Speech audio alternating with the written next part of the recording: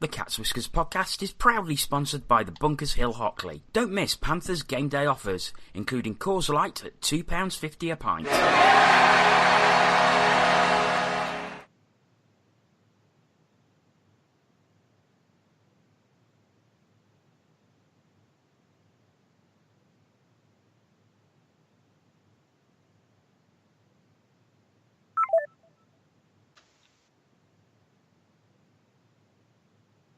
We've lost him.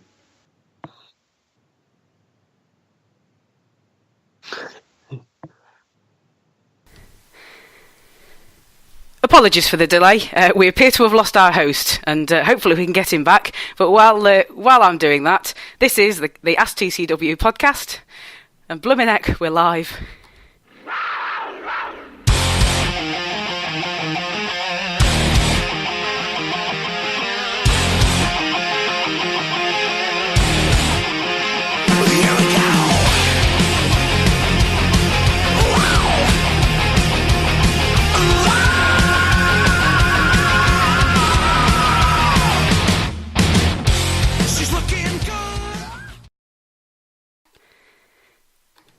Hello, and yes, welcome to the Ask TCW podcast, and already our first technical hitch, as we seem to have lost our host for the evening, which was supposed to be Antoine Marie-Jeanne. So while we attempt to get him back, I will introduce the rest of our panel tonight.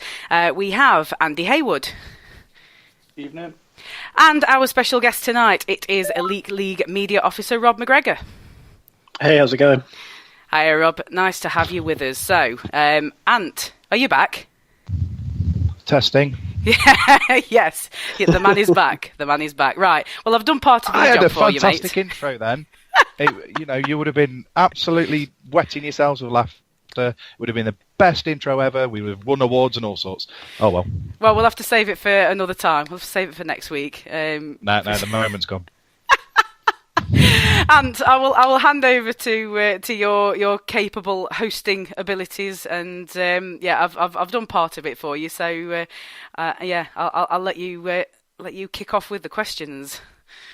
Okay, thank you, Tina. Good evening, everybody. So I'll crack straight on, and let's make Rob work first. We've had a question that's come directly for you, Rob, and this is from Brador 3 on the Cage Forum. He asks, after the Fretter incident, the takeover of DOPS by Lyle Sates and co. led to a much improved write-up/video process.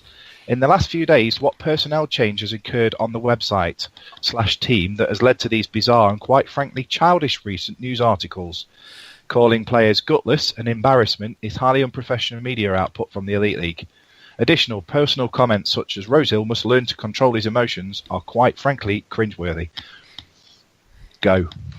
Okay, well, nothing has changed over the last week, 2 weeks, whatever you want to call it. It's still Lyle in the Player Safety Committee making the decisions. They filter them back to me and Craig at the media team, and we write up their comments to put them on the website. So in that respect, nothing has changed from the interim point at which Lyle and the PSC took over through to when they came on board, call it permanently, to now. So I understand that not everybody was enamoured with their verdict on the Rosehill incident, but people wanted DOPS to be tougher, and certainly I think that's the case now. They've been much tougher. We've seen some more suspensions today, and certainly the language is not mincing words. And I know several people had issue with the use of the word gutless, but if you sort of look at the definition, it's, well, they say lacking in courage, or what's courageous about going after a guy on the ice or trying to slew foot someone in a scrum or similar instance, and so tough language sometimes comes with tough suspensions. So I think that's what we've seen the last couple of weeks. So personally, I don't have an issue with it. If they're going to stamp their authority and call out this kind of action, then that's how they're going to be, and all power to them. Obviously, these are guys who've done jobs at a very high level. Obviously, Lyle used to work in the NHL. Other members of the PSC have worked with the EBL and other leagues around Europe and around the world. So this isn't their first rodeo. They've seen a lot of these things before. And if they feel that they need to call out some actions and make a point, then that's what they'll do. I mean, Andy, Tina, I know it was mentioned on last week's Ask TCW, and I know it raised a few eyebrows, shall we say, when we were together at the quiz last week. What are your thoughts on, especially in the latest one that's come out today? Well, I've only seen the Rosehill one, so I can't really comment on today's. But I don't know. There was part of me that thought it was hilarious because it was so over the top almost. But I'm slightly concerned. But I appreciate the tone, and I appreciate what they're trying to do here with DOPS. You know, particularly with the fiasco that we've had this season and previous years. But for me personally, I just worry about players' takes on it. I know, like you say, at the quiz night, we showed it to our team member on the night, and their initial reaction was they can't write this surely, and you have to worry and wonder what kind of impact it's going to have on players coming here. It should have the right impact on players doing these type of things, because it should put them off. But there's also the flip side of, will it put them off even bothering coming here? I don't think it will ultimately, but it's something that I think we've certainly got to consider. There's going to be potential repercussions from DOPS this season, not just because of this, but because of the shambles that it was a few months ago as well. Tina, anything further to add? Well, only that I think in terms of the DOPS process, I think us as fans, I think we're starting to get a little bit immune to the kind of things that happen. I mean, that Rosehill, the band description on there, that raised quite a few eyebrows, and we all had a good chuckle over it last Tuesday when we saw it. And yeah, I mean, I've sort of ploughed through today's. Good God, it was like reading War and Peace. It was just like, it just went on and on and on and on. Oh my word! Okay, when is this going to end? But yeah, I mean, there's the for the most part, today's ban explanations were same as what we've come to expect so far from the new DOPS process. The explanations, as I have said before on many occasions, for a fan like myself who's never played the game, doesn't know the technicalities about it, and still relatively new in terms of understanding how the game works. It's a really good education, and it still is a really good education. But yeah, sometimes it's just getting a little bit personal, and I think I'm not sure it's necessary. It kind of makes me chuckle a little bit. But yeah, as I say, I think the way the DOPS process has, what we've had to deal with over the past couple of months or so, I think we've just basically become immune to what the DOPS process does. Really, as long as they're getting bans right, I think there's an awful lot of wiggle room at the moment, personally.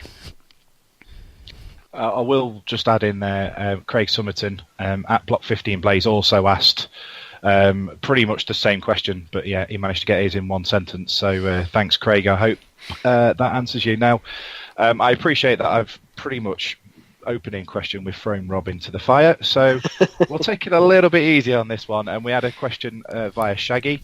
For those that don't know him, he is heavily involved in the promotion of the Nottingham Lions, and he asks, how do the panel think that more Panthers fans could be encouraged to attend Nottingham Lions games? Bearing in mind the Lions have very few resources, people, money, etc., and can't expect any help from other organisations in Nottingham. We know that the Lions have already helped in the development of a few Panthers players and could potentially do a lot more if they had more support. So how this can be helped along? Craig, do you want to kick it? Rob, sorry, do you want to kick us off? I mean, this is maybe a slightly difficult one for me to answer because I don't know the Lions organisation especially well. I know a couple of people who've played for them over the years, but I don't fully know the ins and outs of all their relationships with the Nottingham Juniors and the Panthers. So I'm maybe not best placed to comment on this one. To use another example, though, you look at the relationship with the Lightning and the Thunder. I know that stretches back to the Lightning's EPL days, and they've had a sort of similar situation where guys have come through there and then moved through the Thunder and up to the Lightning. And Jordan Headley, one of the goaltenders of the Lightning, is an example of this. And so it's always a difficult one. You get this question now and again, and maybe you get it in other sports as well. Why do people travel to London every weekend to watch Arsenal rather than going to watch Peterborough United or Darlington or whatever? There is no easy solution. Sometimes it's a case of trying to sell it as best you can, I guess, and letting people know that the team is there, it costs this much, and we do this well. And sometimes winning can be a useful catalyst and say, we're top of the EIHL, or we're top of our conference, or we're doing well and we're fighting hard and we need your support. And it is a tremendously hard one. I've been there, I've done it with the Peterborough Islanders, or the Phantoms 2 as they're now called, and obviously with the Milton Keynes Thunder as well when I played. So I've kind of seen both sides of this coin, and it's a very difficult one to answer when you're the second team in a city or a town or a rink. How you pull people in and get bums on seats. It's the eternal question, unfortunately. And I wish I had a better answer for it, but having been there and tried it, as Shaggy obviously is trying with the Lions, I can't tell him what the magic recipe and formula is, I'm afraid. Well, I imagine how Manchester City must feel living in the shadow of selling out Old Trafford every week. Tina? The cricket team are pretty good at Lancashire. Well, it was quite a while ago. I hold my hands up and admit I've only ever been to see one Lions game, and it was some years ago. And I can remember going, and you could see that there were a few fans, in the crowd who were, sort of fairly regular Lions attendees. But there was just no atmosphere. I mean, I'll absolutely, I will 100%. Just reiterate, it was quite a few years ago when I did go, so things may have changed since then. But I don't know. I mean, I suppose we had an ideal opportunity to go after the Devils game, but circumstances being as they were, we ended up doing a podcast instead. So we were all sat in bunkers doing this instead of going to watch the Lions, because they were playing directly afterwards on the Olympic rink.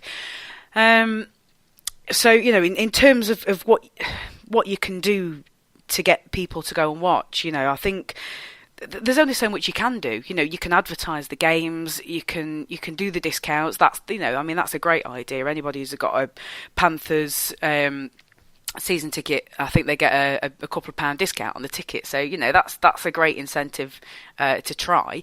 I think there's only so much hockey that a person can watch, and if you're already a Panthers fan, I think you've got there's that takes up a fair chunk of your time. I mean, we're still marketing this as a family sport in the Elite League, so a lot of people have got kids and they want to take them home. Whilst the Sunday games are ideal for if they're following the Panthers games, it's not quite so ideal for the families, because their kids have got to go to school the next day, so they don't want to have them out too late. And then you've got people who have got early work on Monday, and people who just don't want to go, I suppose. There are those people who are just going to say, I'm not really interested in going to watch the Lions. Now, in terms of fostering links between the Lions and the Panthers, I sympathise, because, Shaggy's got a point.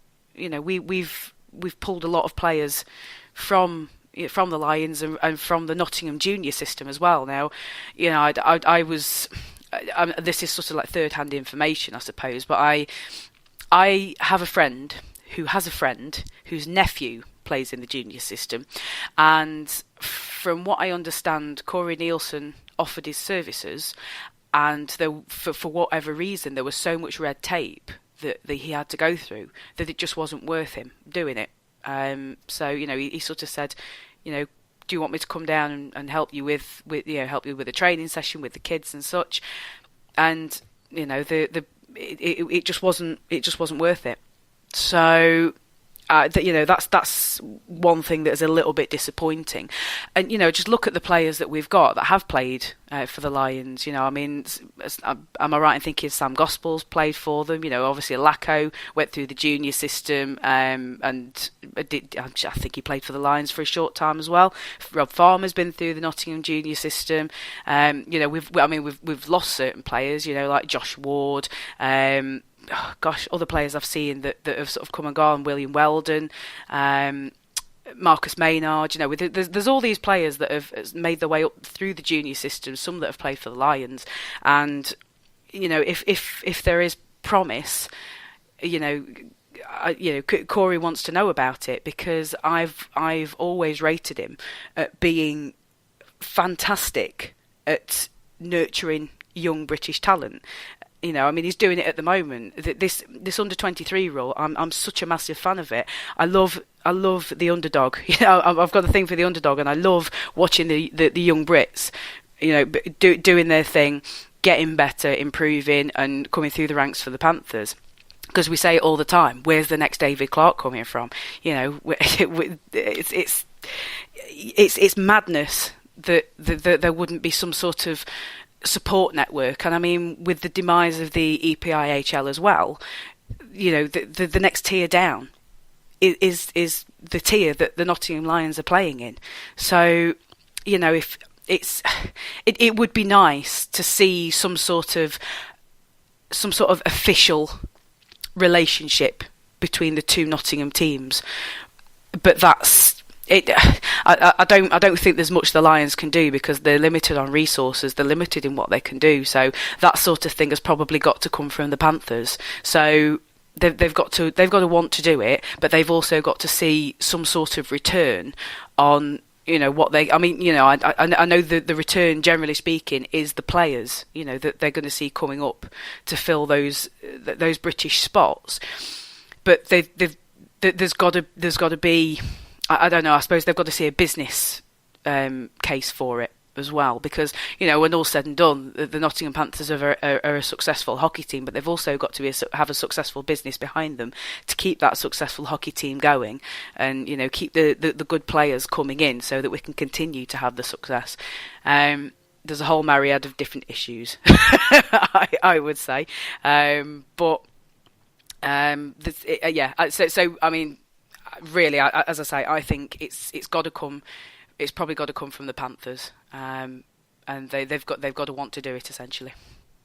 I think, just to jump in, sorry, while you've been talking, Tina, I've just had a quick look at the EIHL league table, and I can sympathise with Shaggy here, because the Lions are bottom at the moment, and that was a situation that I kind of found myself in with the Peterborough Islanders the first year I played for them, and it was the same thing.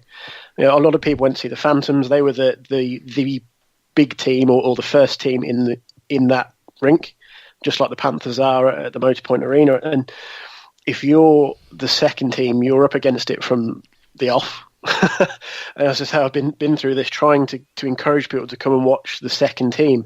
And it is, I mean, this is no disrespect to anybody, it's that much harder if you're not doing particularly well at a given time, because a lot of more people, and this is true I think of a lot of sports, or all sports, and this goes not just for supporters but sponsors and things as well. A lot of people like to back a winner, and are more inclined to back a winner and go and watch a winner than they are somebody who's struggling, even with the best intentions or the best efforts in the world. And as I say, I've been in that position with a team in the NIHL as it was then, and it is very difficult. I can completely sympathise. I mean, Andy, we knew from the outset this season that it was going to be a big jump for the Lions, going up a division, and not only that, competing against teams that were EPL sides last year. Do you think there's anything more that the team can do to encourage people into the games? No, not really. I think realistically, the discounts that we do, the ticket pricing is good. But I just think there's a saturation point for everyone. Tina sort of brushed on it. That people,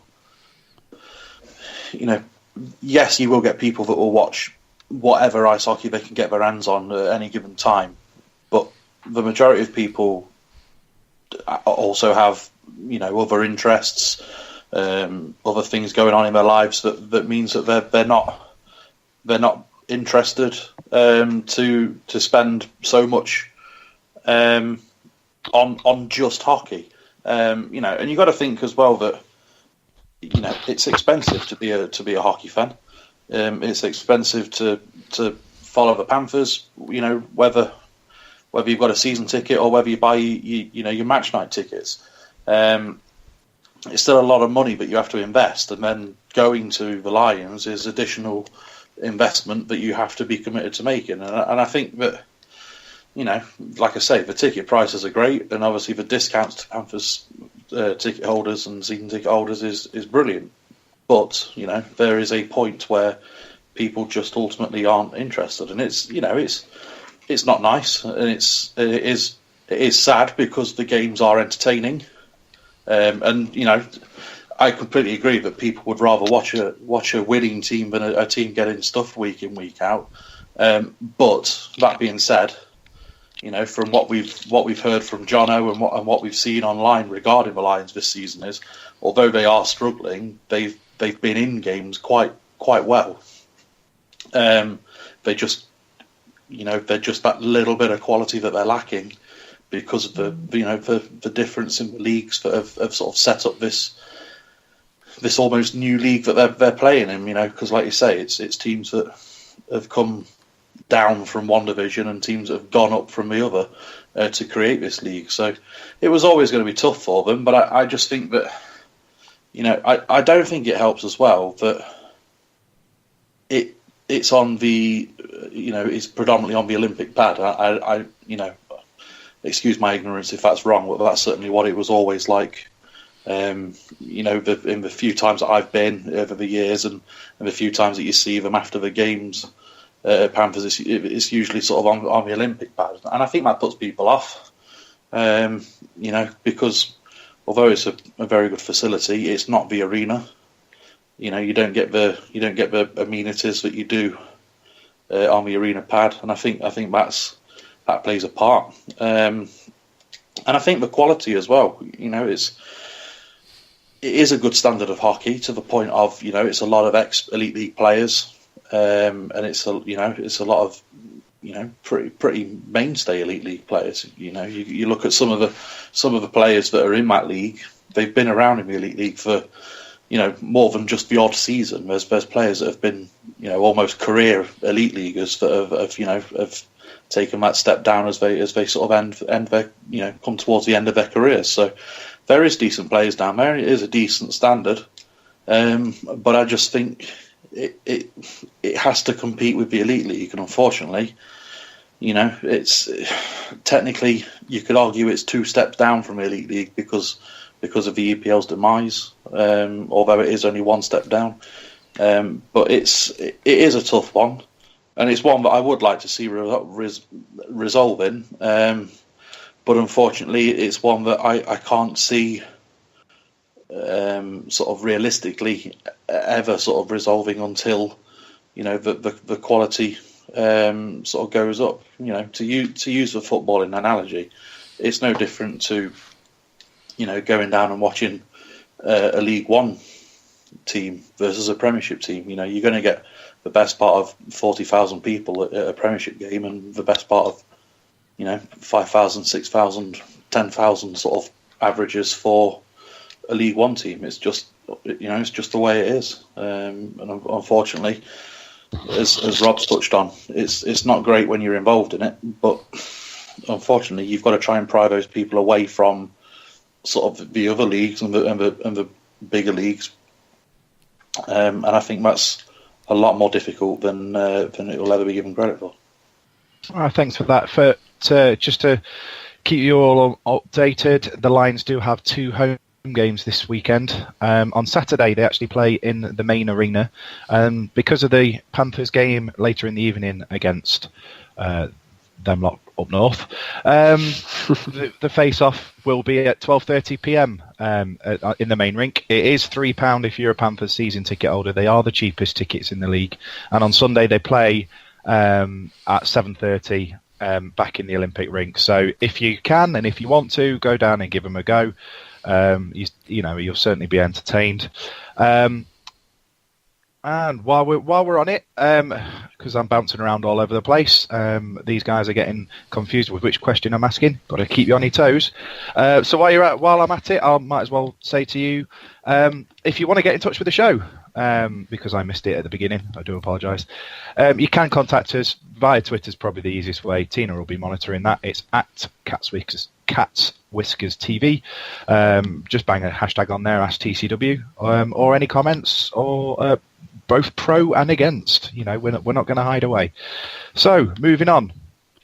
And we've got another one that's aimed directly for Rob, so I'll ask him. It's a two-part question. The first part's directly for Rob, and it's from David Moy on Facebook. Mm-hmm. And he asks, what has happened to the Elite League podcast? In a word, it's been time. Either Craig's been struggling or I have. We both have full-time jobs, families, and obviously all the other Elite League things that we do. And we've just struggled for a little bit of time the last sort of month. When I've been free, he hasn't, and vice versa. So we're hoping to bring it back in the near future. But it's just been an issue of time for us the last few weeks, unfortunately. So there's your answer. Okay, well, there we go. And the second part of his question is, and it's for everybody, so I might as well start with you, Rob, since you're already halfway through. He asks also, based on your overall experience for the away fan, which is your favourite Elite League rink to visit, and which is your least favourite, and why? Now, I understand, obviously, if you're with your Elite League hat on, if you'd rather not answer, so I'll just throw it open.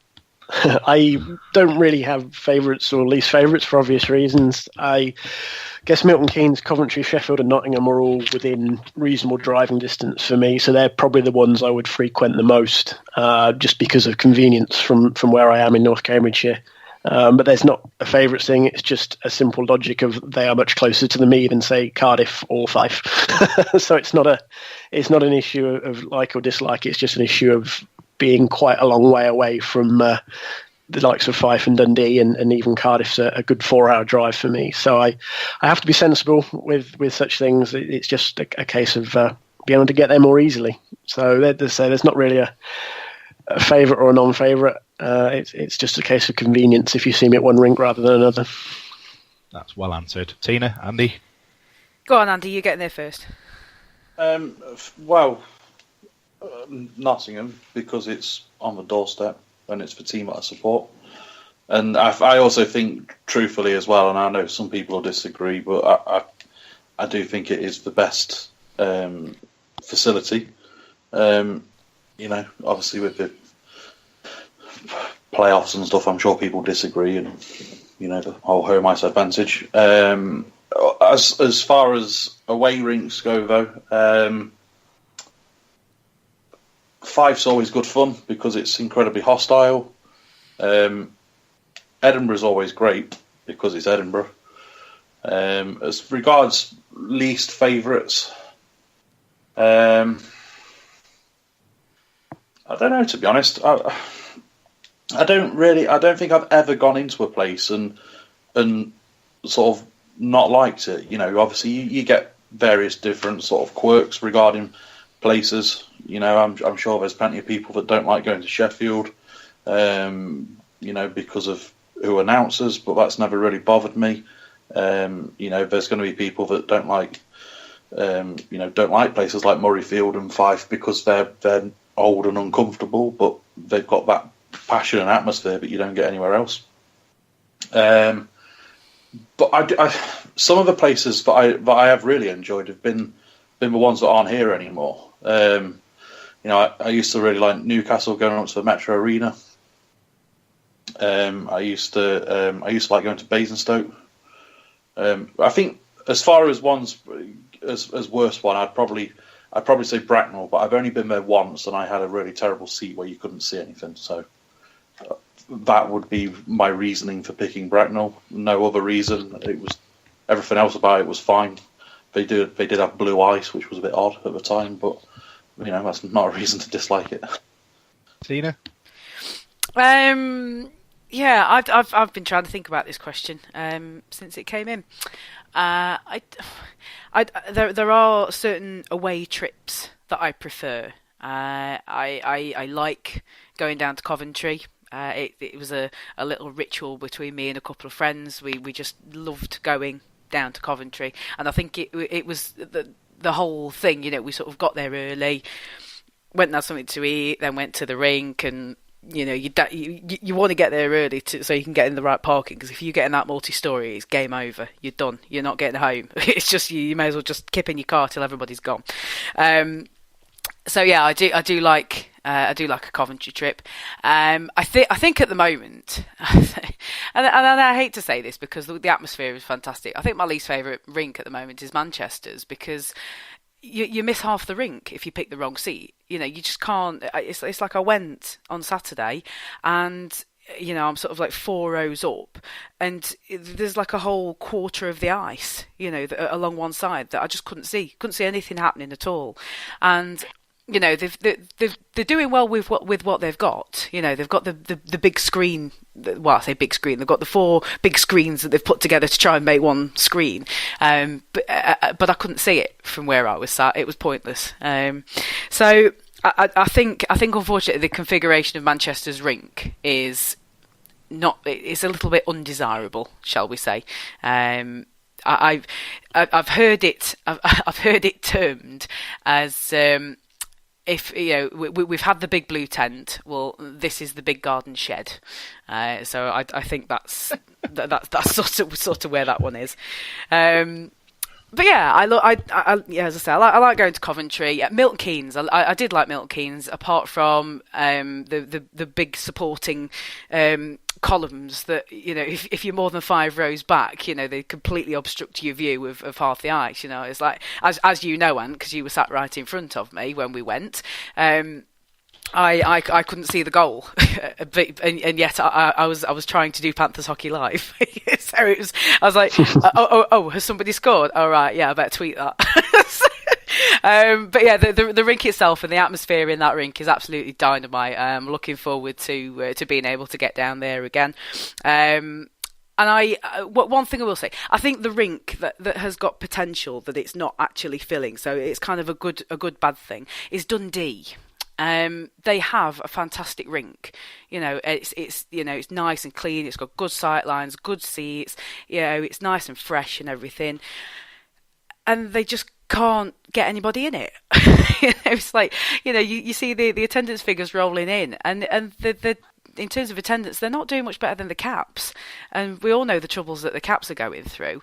So it's an opportunity. It's that they're not grabbing hold of. They for whatever reason they just can't bring the people in, and it's such a shame because that is a rink that would really lend itself to a big audience. So yeah, there's a few. I mean, obviously, who doesn't love going across to Belfast? I mean, it's not necessarily about the arena, but the city itself, it's great. Don't we all love a Belfast trip? So I think each rink has got its own little charms. But I think my favourite. I don't think I have a favourite rink, but I've got a favourite sort of rink experience, and I think that would be Coventry at the moment.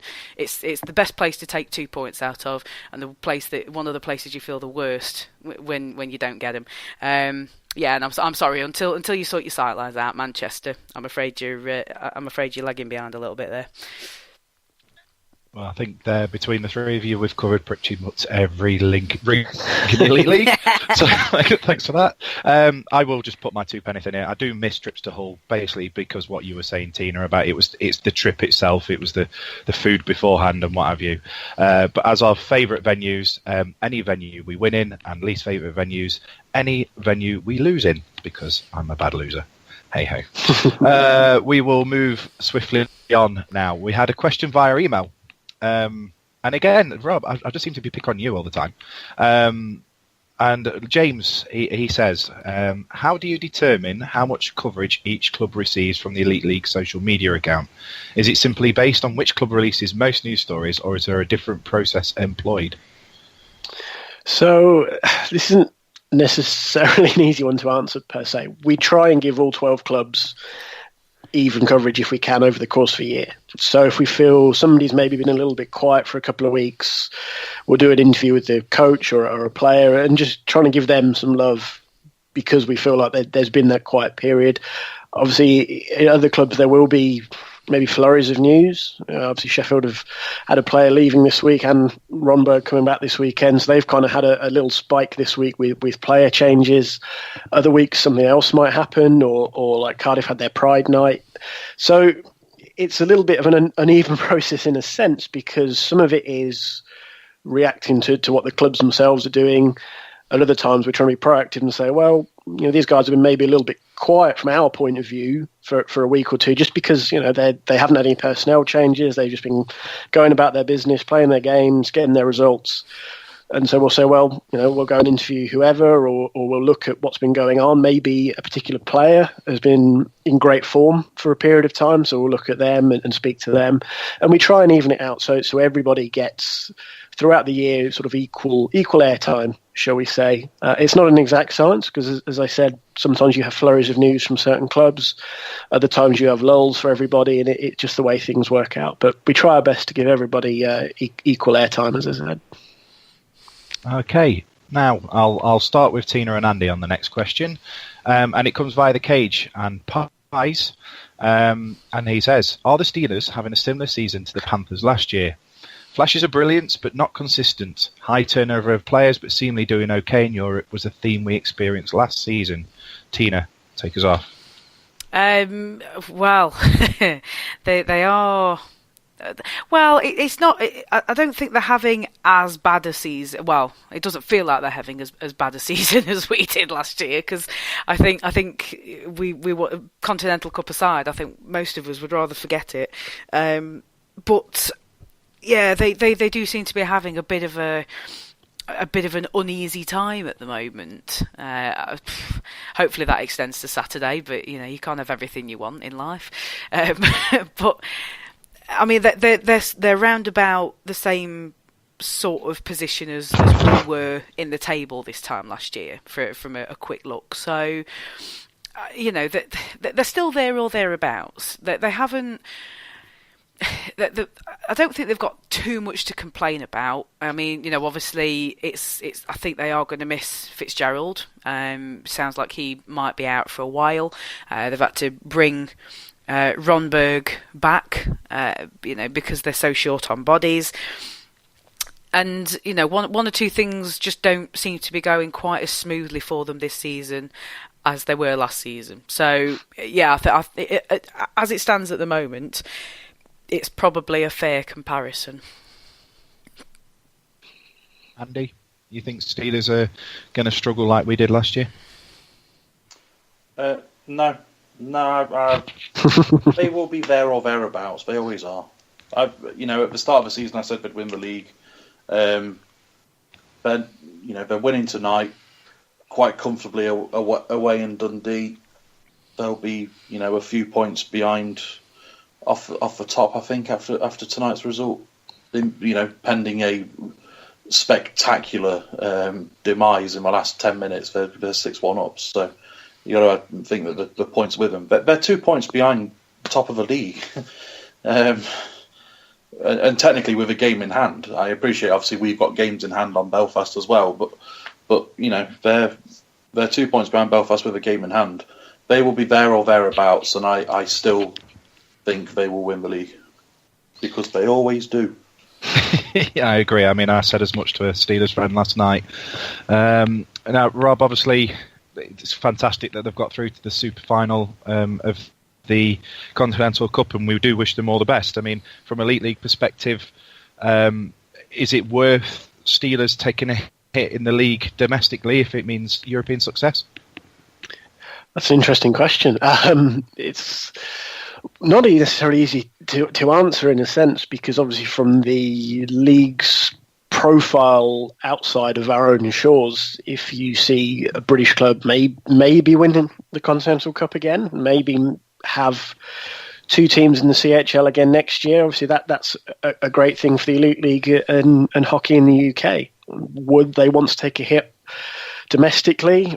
I'm pretty sure Paul Thompson would give you a very short answer there, because this is a team that and the same as Nottingham and Cardiff and Belfast, is a team that sets out every year to win as much as they can, to win every competition. And I thought it was quite an interesting question from Pies here, because as Andy alluded to, it looks like they're probably going to win in Dundee tonight as we're talking. That'll move them up into Dundee third. have just scored, so okay. Well, I won't count chickens, but they're likely to move into third, assuming they hold on to their current 6-2 lead. They've had a few injuries, which, that does mirror, I think, the problem the Panthers had last year. There were certainly plenty of injuries in the Nottingham ranks last year, and Sheffield have had the same this year. But as Andy said, they're there or thereabouts now. Romberg's coming back in this weekend. They'll help boost their blue line. They've got the top-ranked power play and top-ranked penalty kill right now. So, I think they're doing okay for themselves. Injuries was the big factor for Nottingham last year, and that's the same for anyone. Now, every season, every team at some point will have a handful of injuries. Any coach will tell you that, and they know that's part of their job to deal with that. Last year did seem slightly exceptional for the Panthers. So if you end up with somebody who has that exceptionally bad run of bad luck, if I can get my words out, where they do have those kind of injuries that Nottingham experienced last year, of course that's going to hurt them. No team is immune from losing 2 or 3 top 6 guys and 1 or 2 of their top 4 defensemen, and maybe a couple of other bodies in the lineup. That's going to hurt any team. Right now, I think Sheffield are doing fine, but as I said, if they take a glut of injuries, that'll hurt them. Likewise, if the Panthers get a glut of injuries, the Giants, the Devils, the Lightning and Flames, who are flying high right now, that's the thing. You can deal with a certain amount of injuries to a point. That's going to happen, but if you get a big glut of them in key positions all at once, that's going to hurt. No pun intended. I think that's interesting as well, because one of the things where we've said, and we've both touched on it, that they're there or thereabouts, and they're in a very good position. And ultimately, if they can maintain that kind of position while they're going through this adversity, when everything sort of falls back into place, and you've got to think that, they're not going to go through a whole season with all these bodies out and all these injuries, so they're going to get players back. So you've got to think that if they can maintain the pace as a minimum, that when they do get fit, then they're going to be in a fantastic position to be in. But having said that, they are in a real strange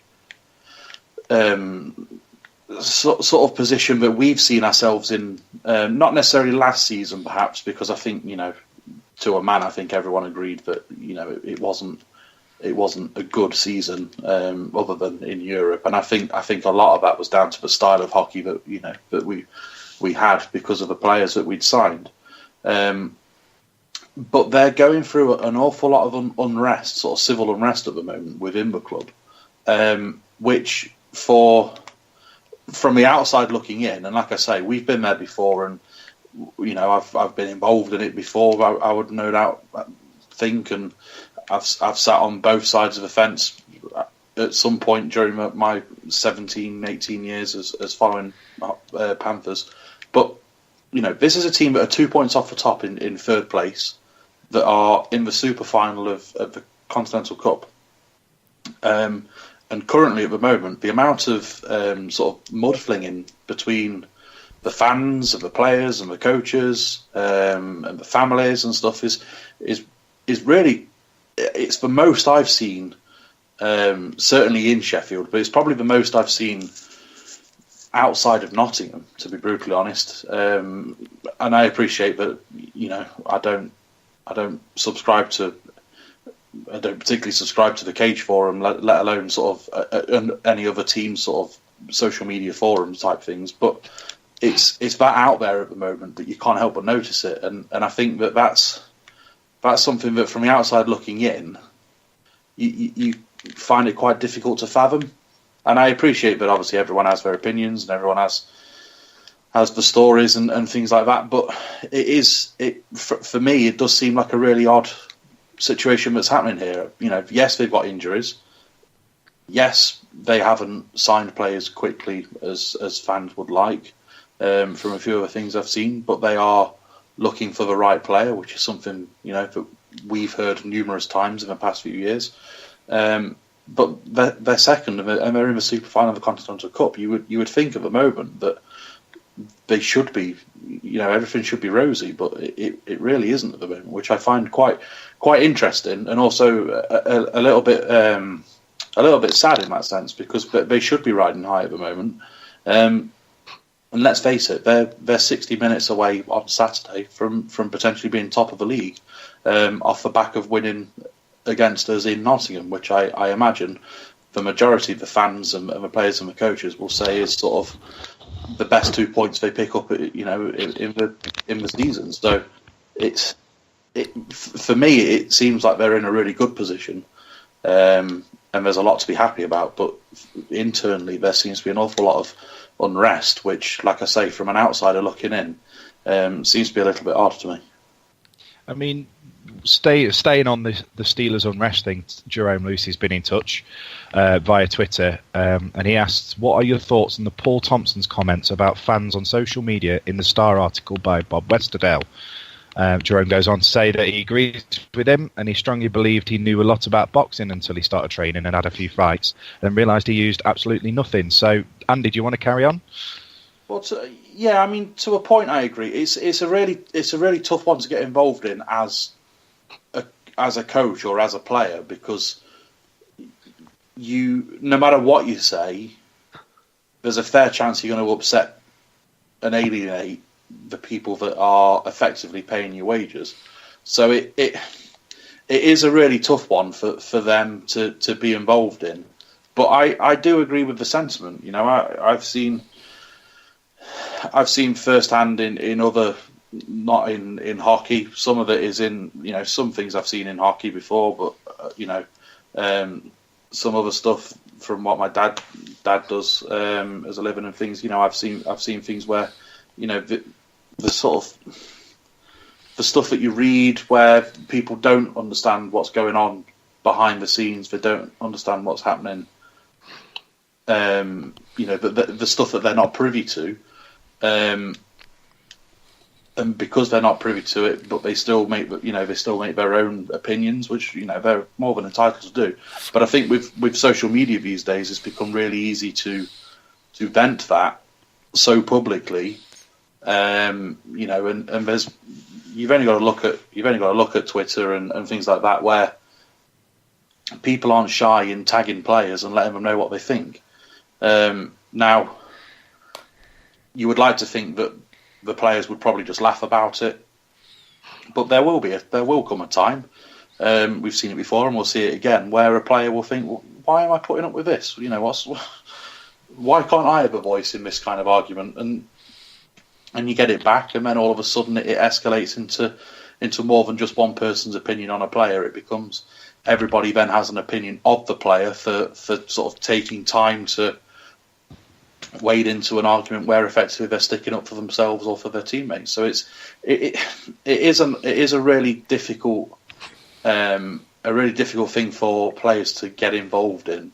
I can understand why they do, but I do think it is probably, realistically, you've got to think that they will probably be told to, stay out of it. Don't get involved.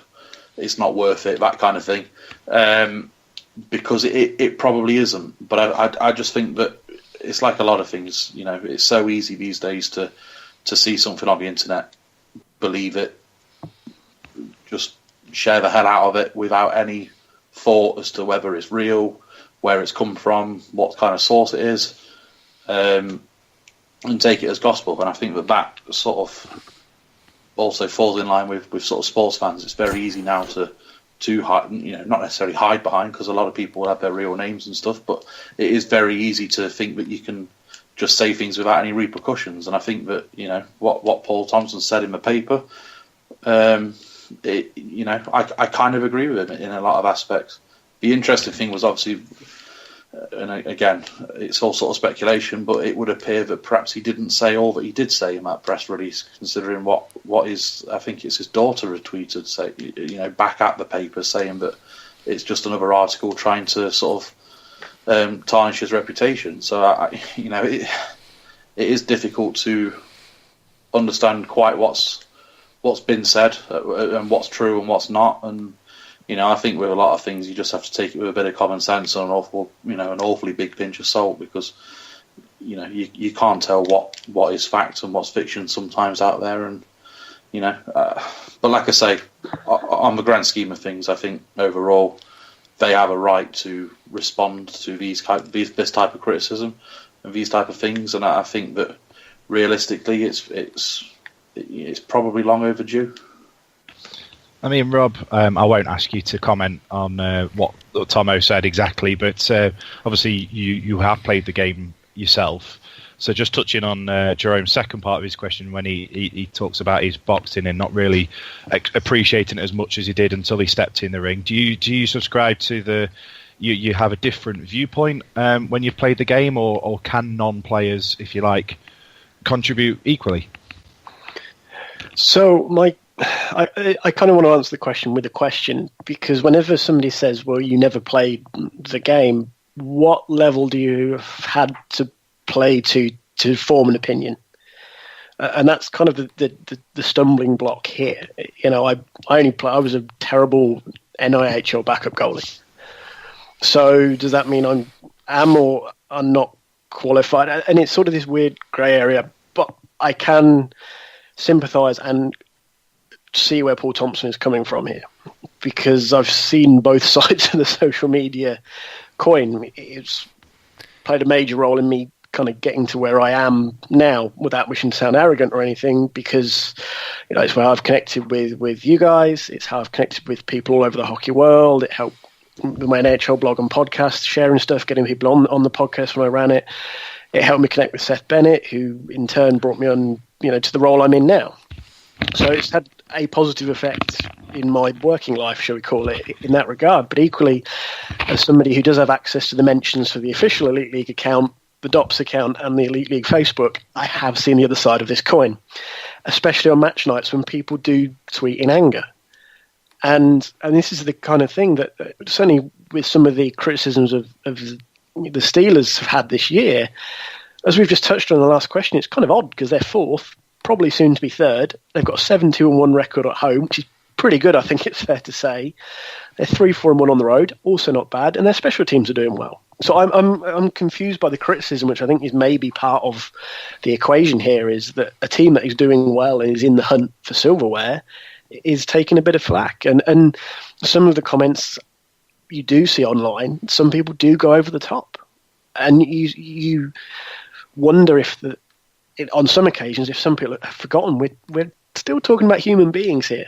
These are still guys trying to do a job, whether that be a coach or a player or whatever, whether it be me as the media guys or whatever. You see the same in the NHL.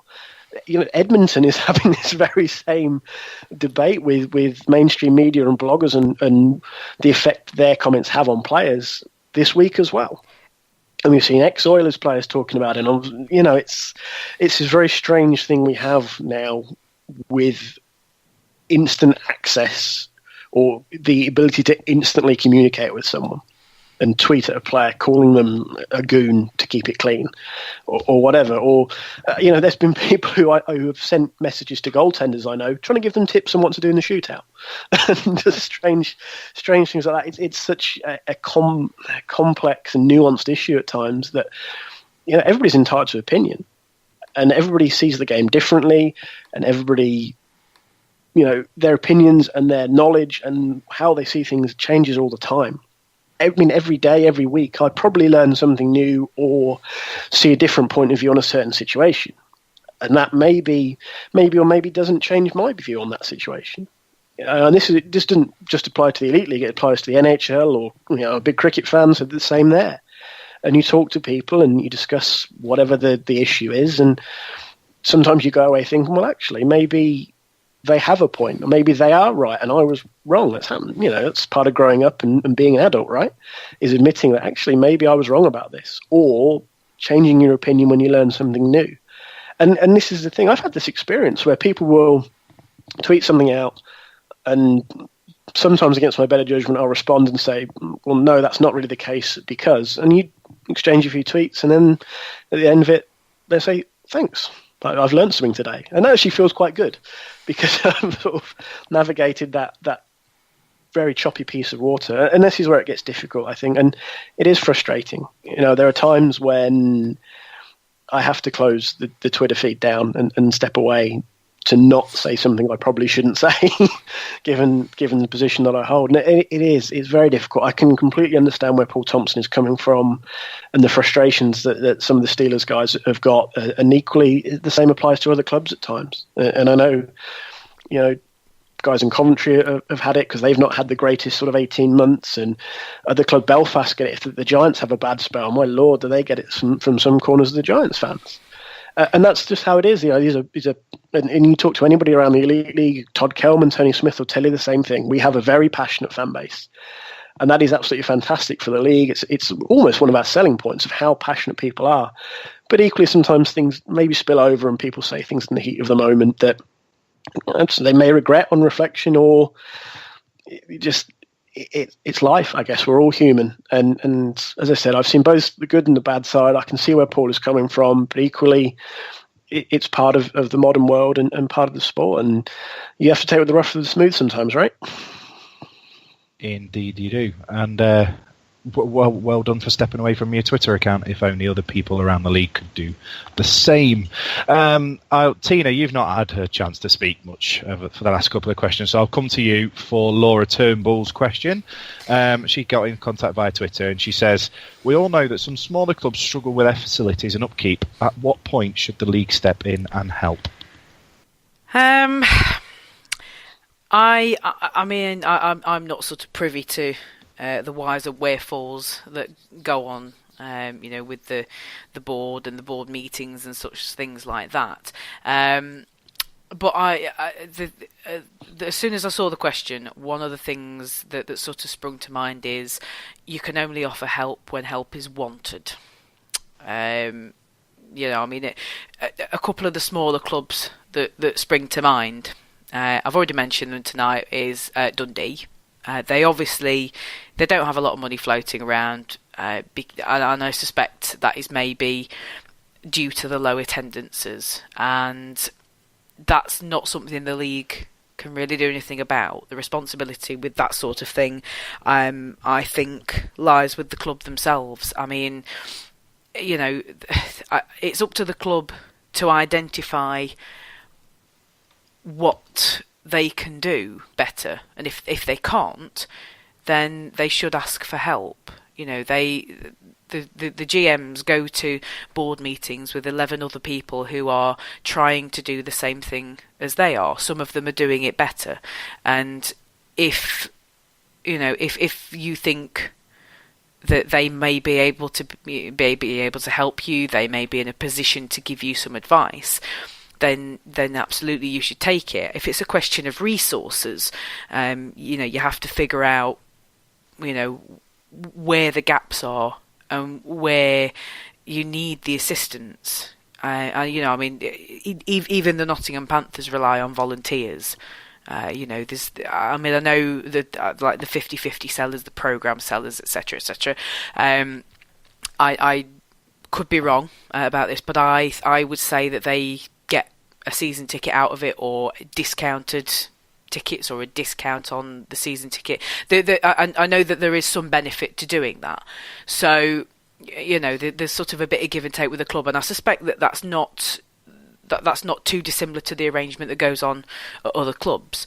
So, the volunteers have to be there. So, I mean, to answer the original question, the league cannot force themselves on any club. I don't think. If there is some sort of situation where action is definitely needed, something that springs to mind is the DOPS situation, where the Fretter incident went horrendously and horribly wrong, and the board convened and decided that something else, had to be done. That something had to be done about that. So, but that's a collaborative effort between all of the teams, as far as I'm aware. I don't think the league can step in as such. I think the teams themselves have to recognise where the problems are, and they have to know when to ask for help. I mean, Andy, you've got anything more you want to add?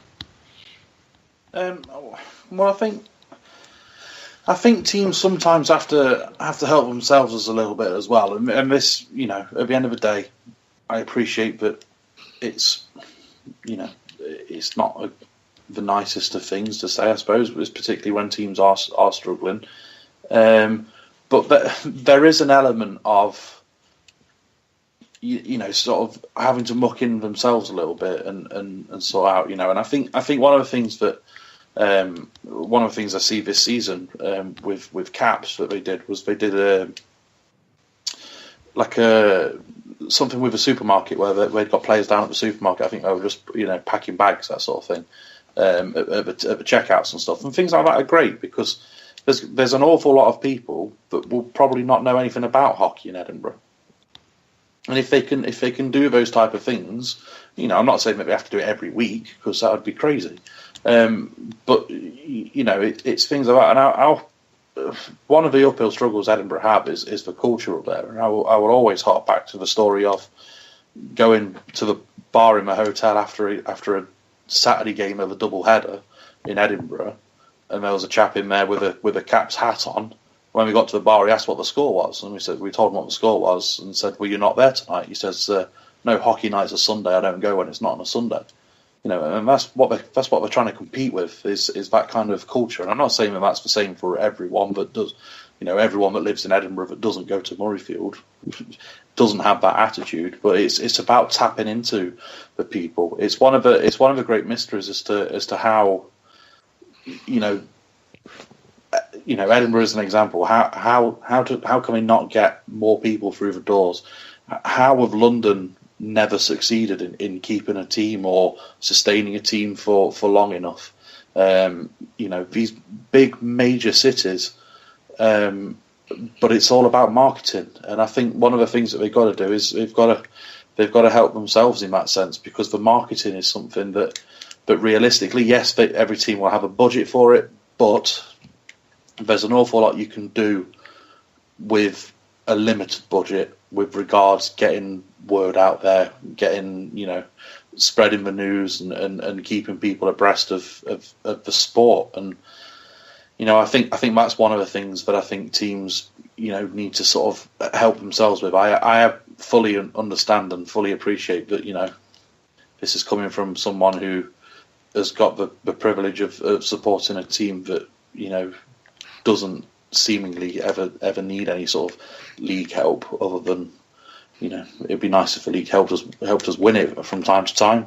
But it's I appreciate that it's coming from the outside looking in, and it might sound sort of a bit arrogant and pig-headed, but it's one of them things where I just think that Tina's got it right. There has to be an element of accepting graciously the help that's offered. And I'm pretty certain that Panthers did I can't remember who it was with, but I'm pretty certain they did some work with a team regarding their marketing and things like that, and how they sort of promote the team and stuff.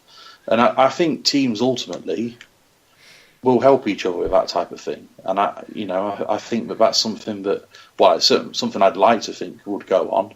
If a team said, we're struggling to get people through the door, how do you guys do it?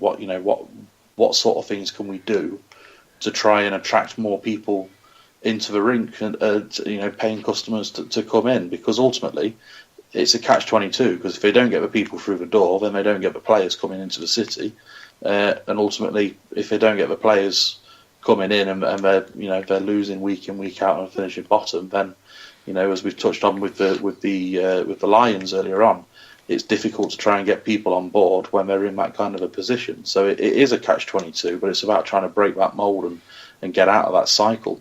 And I think that there's a level of sort of pride that perhaps might need to be swallowed, and help asked for, and not necessarily thrust upon teams in a sort of, we're doing really well and it looks like you're not, so here, why didn't you have some money? Perhaps the education might be better, because we've seen before with teams that have come and gone where 3-4 seasons on the trot, teams have been sort of not necessarily bailed out, but they've certainly been helped with costs and things like that.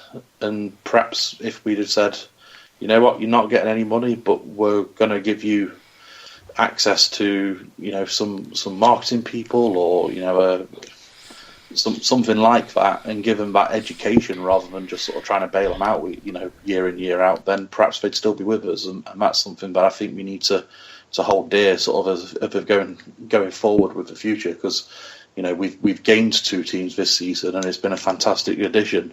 The last thing we can do with so soon after having 2 teams join is seeing 2 teams leave, because then we're back to square one again. So I think we need to really look at how we treat the clubs and how the clubs sort of treat themselves. So like I say, I think education would be my choice rather than just sort of giving handouts. I mean, Rob, from a media standpoint, do you ever have to get involved to help promote the teams that are struggling? Help will always be given to those who ask for it, and that's true at any level with the Elite League, whether it's a board level and an upper management level, or if they want me or Craig to assist with anything, we would always help out. I know Laura's question talked about facilities and upkeep. Obviously, it is dependent on which team you are referring to and looking at in a given situation, and who owns the rink, and what sort of relationship they have with the rink or arena owner, and these sort of things do play into the conversation. Depending, because Laura's just kind of given it the more some smaller clubs and talked about facilities. So whether that is part of the questions she's asking is dependent possibly on the local relationship between the team and the rink and the arena. And sometimes those elements are to a point beyond a given club's control. And that's true of every team. There were issues earlier at the Sheffield Arena earlier this season with the ice, which obviously the Steelers had to try and work with the arena management to sort those out. So these things happen at big rinks, small rinks, old rinks, new rinks sometimes. From the point of view of individual teams who've maybe had a rough run, and then obviously the Caps are possibly front and centre of that, and just sort of a personal point of view on it is one thing, and this maybe loops back to something we've already touched on with the Nottingham Lions and others. Is one thing that maybe doesn't always help is people like to cheer for a winner, and you see this at all levels. You look at the NHL with the Arizona Coyotes, and people always talk about what a poor place that is to have an NHL franchise, but until you see a winning team in there, how do you really know? And you look at years past when the Murrayfield races with Tony Hand were sort of the bee's knees. Edinburgh was rocking. It loved its hockey. So, if the Caps could find a way to turn it around and have a little more success on the ice, which I kind of hope they would this year with some of the guys they brought in. It hasn't turned out that way. But if you have that winning team on the ice, I mean, winning fixes an awful lot. We talked about the Steelers and their sort of little mini furore on social media. If the Steelers win 6 or 7 in a row, I bet that quietens down really quickly. And that's the same anyway. Winning fixes a lot of issues. And if you're a consistently good team that's winning games or competing for silverware, even if it's, you look at something like the playoffs, so they get in 7th or 8th, and then they own that sort of short format tournament we have for the playoffs. They're in that mix. They make it to the Final Four, and they really give people something to cheer for. All of a sudden, interest peaks. Fans get more interested. Old fans who haven't been, maybe say, well, actually, they're doing pretty well. Maybe I'll go and have a look again. Sponsors get more interested because, as I said, everybody loves to back a winner, and all these things sort of start to fall into place. It's not a perfect formula, and as I said, wherever people within the Elite League need help, there's always plenty of people who are willing to help if asked, and plenty of advice. And as you guys touched on, there's plenty of experience around the league of things that have worked and have not worked, and information sharing. So it's one of those things. And when does the league step in? Well, that's probably not really for me to say. That's more of a board decision. And when they look at a given situation and what it is and what the specifics of it are, whether it's financial or something else, obviously they have to make a decision as a group when they need to say, we need to help out here. It's not something I'd ever be involved with, and I'm not sure I'd want to be, because it's a brave decision to step in like that and say, we need to help you, so to speak, because it's just one of those things that maybe, again, it's human nature. We don't always like to be told you need help, and I think that extends to all walks of life, really. But as I said, it's a multifaceted question in a way, the way it's been turned, but it's one without necessarily an easy answer, unfortunately. Thank you very much for your answers, and thank you, Laura, for the question. Now, we've been going just over an hour, so we've come to our penultimate question, and this one's just for Tina and Andy, because it's Panthers related. Quick question from Sam Barm. Sounds familiar, that name. Which goalie do you think the team plays better in front of? Tina, you're the goalie lover. You go first. Hey, yes, I do have a bit of goalie love. Although my answer is probably going to be a bit of a cop out. Actually, I haven't seen that we play particularly different in front of any of our goalies. I mean, I think on Saturday the guys probably stepped it up a notch where they could, because we had Gospel in net. But we had a lot of youth and inexperience in the team. We had two of our under 23s in defence, where we would normally have experienced imports that were rested. So maybe not the best game to sort of benchmark that question on. I don't think I've noticed a difference in how the team play in front of Garnett or Galbraith, personally. What about Sammy? Well, yeah, as I say, I mean, when I went up to Manchester on Saturday,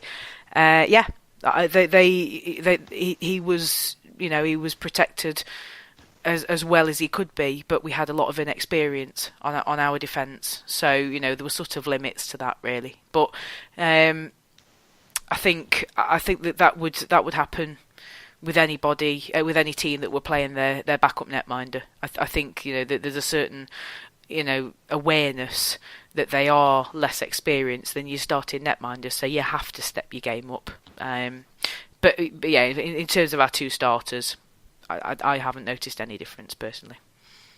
Andy? I don't. I think I kind of feel a bit like Tina, but I've not really noticed a change in our games necessarily regarding who starts. One thing I would say is that I still subscribe to the theory that Garnett is our starting netminder, so I do still subscribe to the fact that Saturday I think he will be playing, and I think on Sunday away in Brayhead I think we'll see Galbraith. I just think that's the way this team is set up, and I think that's the way it will stay throughout the season, really, unless Galbraith comes into some crazy run of form and becomes the number one stopper in the league, perhaps. Then fair enough. But I haven't noticed necessarily a difference in sort of the way the team plays as such. But there might be one that becomes a bit more bit more prominent the more we see both goalies, perhaps. Okay, thanks for that, and thanks, Sam, for your question. And our final question tonight, and obviously relates to doesn't obviously relate to the Challenge Cup, but it does. It came from John Casey on the cage, and obviously we had the Challenge Cup draw yesterday. Panthers were chosen to play the Milton Keynes Lightning, as Milton Keynes got the second pick. So, John Casey asks, should the quarterfinals for the Challenge Cup be only one leg? Doesn't matter who starts. Oh yeah, form an orderly queue here. I'll jump in. I have a sort of quick answer with this. I like the current format of the Challenge Cup. I like the fact that the quarterfinals and the semis are 2 legs, and I very much agree with having the final as a 1 leg standalone game, because that's what a final should be.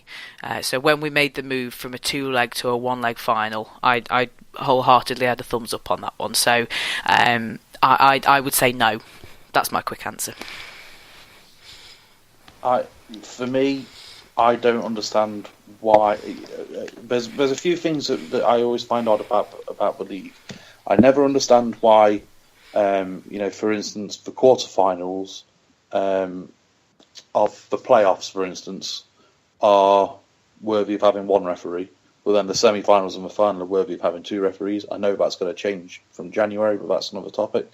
I don't understand why you can say that the quarterfinals and the semi-finals are worthy or unworthy, therefore they have to have 2 legs, and the final is 1. I'd rather, particularly with the amount of games that we see anyway, I'd rather see that the knockout stages go to 1 leg with either overtime or a replay like we're doing in the football cups. It's one of the things I appreciate, but it's done sort of the world over. You think of the CHL, you think of the European football and stuff like that. It's all 2 legs in the knockout stages, but then the final is 1 game. But I just think if the reasoning for having 2 legs, other than to split revenue, is surely to make sure the best team goes through. Now, I don't understand why that then stops in the final. Because it's one of the things. The year we won the Challenge Cup in Sheffield in that one-off final, if we'd have lost that game, and I appreciate that we didn't, so it's all ifs and buts, but if we'd have lost that game, it would very well have been a bit of a travesty, in the sense that I think Cardiff had 16 shots or something like that all game. We had, best part of high 30s, maybe early 40s, but we just couldn't beat Ben Bounds until overtime. If Cardiff would have snuck one then, that would have really stung. And that's the game, that is sport, and that's fair enough. But I don't get why some games are worthy of one thing and others, seemingly aren't. So I just think if the final is a standalone, then I think the semis and the quarters should be as well. We've played home and away for so many games in the group stages to get to this stage. So your argument that you've already whittled down the teams to a degree over the course of double headers. I'd like to see it go to sort of straight knockout from the knockout stages. Final word to you then, Rob. Should the quarterfinals be 1 leg or 2? I'm fine with it as it is. If you want my personal opinion, I have no issue with the 2-leg quarterfinal and 2-leg semi-final. Obviously, the question focused on the quarterfinal, but I guess if you switch that to 1 leg, the same would apply for the semi-final too. And I think if you ask 100 people, you probably will get a bit of a split. Some people will agree with Andy that if you're going to do it, you just have a straight knockout throughout. Maybe you changed back to a more traditional draw format where the first team out of the hat is the home team, and then obviously whoever comes after that is the away team, and so on until you've got your 4 quarterfinals set up. And as I say, personally, I'm no issue with the 2-leg jobby, and Andy touched on it with the Champions League football. That's 2 legs, the Champions Hockey League, and so it's kind of that thing. I guess maybe it's just a case of this is what I'm used to, and I'm comfortable with it, familiar. But I do appreciate other people would agree with Andy. As some people would say, just scrap the group stage and have it as a draw out of the hat from the get-go. And I know there are even those who would rather see it in the style of the old sort of autumn cup, where it's all over by Christmas. So you have a straight knockout and everything's done and dusted by the time Christmas rolls around. As I said, you ask enough people, you'll get quite a few different answers, I would imagine. But for me personally, I love the new draw format, just on a personal note, and I'm perfectly happy with it being a 2-leg quarterfinal and semi-final. Okay, thanks for that. So we've come to the end of the questions. First of all, I'd like to thank everybody who sent questions in. If we didn't get a chance to ask your questions, we do apologise. We will carry them over to a future show. So all it leaves me to say is, obviously, Panthers versus Steelers on Saturday. It is a sellout. So the only way you can follow the game is probably on Twitter. And then Panthers travel to bloody hell, Blade on Sunday.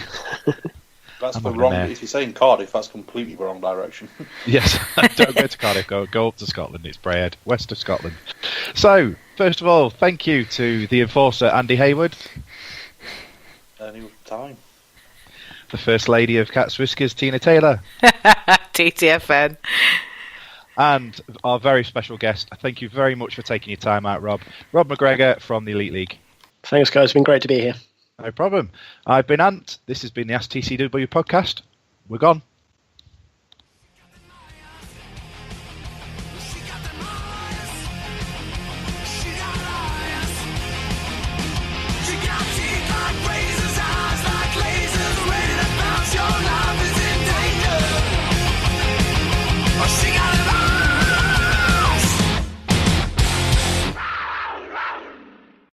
This edition of the Cat's Whiskers podcast was brought to you by the Bunkers Hill Hockley.